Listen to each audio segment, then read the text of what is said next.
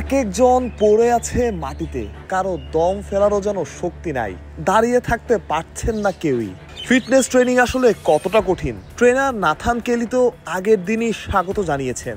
কারো যদি সন্দেহ থাকে আসুন ট্রেনিং করুন, সেটা করারও বোধহয় দরকার নাই।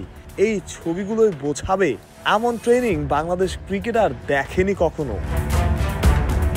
এমন ট্রেনিং আর কিছুদিন করলে শরীরে হাড্ডি ছাড়া আর কিছুই অবশিষ্ট থাকবে না। একজন ক্রিকেটার মজা করেই বলছিলেন। তবে ভালো খবর যেটা, এমন হার্ড ট্রেনিং এর পরেও, কষ্ট করার পরেও, ঘাম ঝরানোর পরেও সব ক্রিকেটারই খুশি। নাথান কেলিকে অনেকে ধন্যবাদও জানিয়েছেন।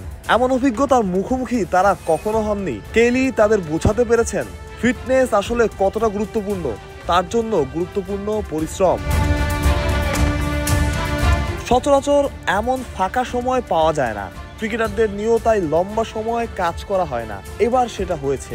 ফিটনেস সেশনের প্রথম পর্বের শেষ দিন ছিল আজ। নতুন অভিজ্ঞতা, নতুন করে নিজেদের খোঁজা। ফিটনেস টেস্টে কেউ সন্তুষ্ট করতে পেরেছেন, কেউ পারেননি। তবে ফিটনেস ট্রেনিংয়ে পেরেছেন সবাই, নিজের সেরাটা দিয়েছেন। এক একজনের অবস্থাই বলে দিচ্ছে কতটা কঠিন সময় পার করেছেন ক্রিকেটাররা।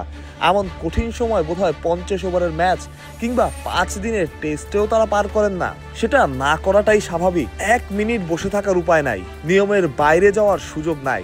সকাল 8টা থেকে নিয়ম করে শুরু ফিটনেস ট্রেনিং। সবাইকে হাজির হতে হয় সময় মতোই।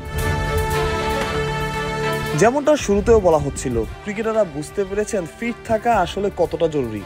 আর তার জন্য জরুরি পরিশ্রম করা। যতই কষ্ট হোক, যতই খারাপ লাগুক, দাঁড়িয়ে থাকার শক্তি না থাকুক, শক্তি না থাকুক সাময়িকভাবে হাঁটা চলারও, তবুও করতে হবে, চালিয়ে যেতে হবে লড়াই। সেরা ফিটনেস নিয়েই বোধহয় এবার এশিয়া কাপ আর বিশ্বকাপ খেলতে যাচ্ছে বাংলাদেশ, যেখানে থাকবে না কোনো প্রশ্ন, অন্তত চেষ্টার। মাহরুজ প্রত্যয়, বিডি ক্রিক টাইম।